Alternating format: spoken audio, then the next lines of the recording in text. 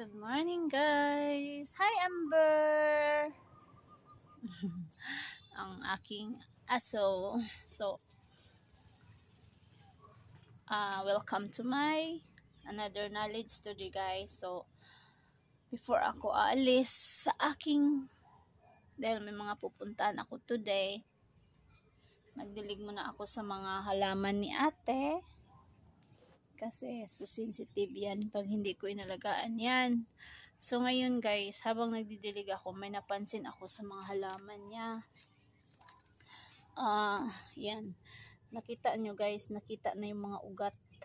So, it means guys, sensitive na yan. Wala na siyang protection from sun, direct to the sun na ang mga ugat niya. So, kaya madali lang siya makuan ba, malaya or malanta yung mga dahon, mamatay kasi yung ugat niya wala na masyadong protection. So, ang gagawin natin guys, yan. Kita nyo yung soil na to guys. So, ang gagawin natin dyan sa ugat, ganito lang guys. Yan. Tabunan natin. Kasi yung para hindi na siya basta-basta masasaktan sa araw. Parang tayo guys, minsan magpapayong or magsusuot ng jacket para hindi tayo mainitan. Ganon din ang tanim guys. Yan. So yan ang ginagawa ko. Yan. May damo yata dito.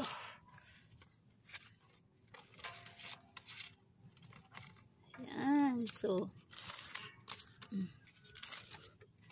kita mo guys. So, okay. Yan.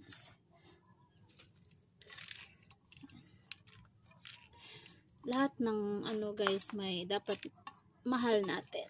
Tapos, saka natin diligan ng tubig para hindi siya mauuhaw. Diba? Oh, masaya na yan siya guys kasi yung ugat niya may naka-cover na. So sana guys may natutunan kayo sa aking sinishare na knowledge today, yung mga taong mahilig sa tanim. So yan lang gagawin guys pag nagpakita na yung mga ugat para naman hindi kawawa yung mga tanim. So thank you so much for watching.